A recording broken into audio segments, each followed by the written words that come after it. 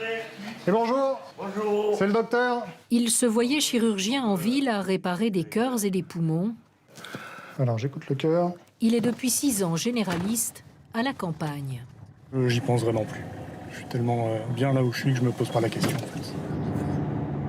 Une fois par semaine, sur les routes de l'Aveyron, le docteur de Billy part en visite à domicile. On arrive à un âge où, malheureusement, il nous faut des médecins. Oui, donc de voir des jeunes s'installer comme ça, c'est rassurant. Oui. Rassurant de savoir que le village voisin de 1000 habitants compte 8 infirmières et 4 médecins. Maison médicale de Villeneuve, bonjour. Jeune interne venu de Clermont-Ferrand il y a 6 ans. Bonjour. Bonjour, docteur. Le docteur de Billy n'est jamais reparti. Les rencontres avec ses maîtres de stage successifs ont tout changé. On a vraiment une relation avec le médecin puisqu'on est toute la journée de travail, on est avec lui et puis il n'y a pas de filtre. Hein.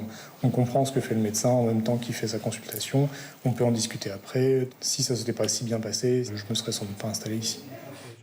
Proximité, échange, ce seraient donc les clés d'une installation réussie. Le fait d'être maître de stage, ça a permis d'attirer 2 médecins jeunes qui se sont installés, alors qu'ils n'étaient pas spécialement destinés à s'installer à la campagne. Installez-vous. Et ça marche. Sur les 160 internes qui viennent chaque année en Aveyron, 10% restent. C'est à peine 3% ailleurs.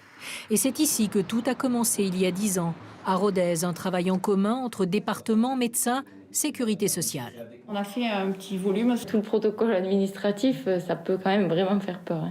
Un guichet unique à l'Aveyronnaise où comment choyer les nouveaux arrivants. Nous, ce qui nous intéresse, c'est le projet de vie du jeune médecin. Ça veut dire que vous allez aider à l'installation aussi de sa famille. Tout à fait. Un, ça sera l'emploi du conjoint.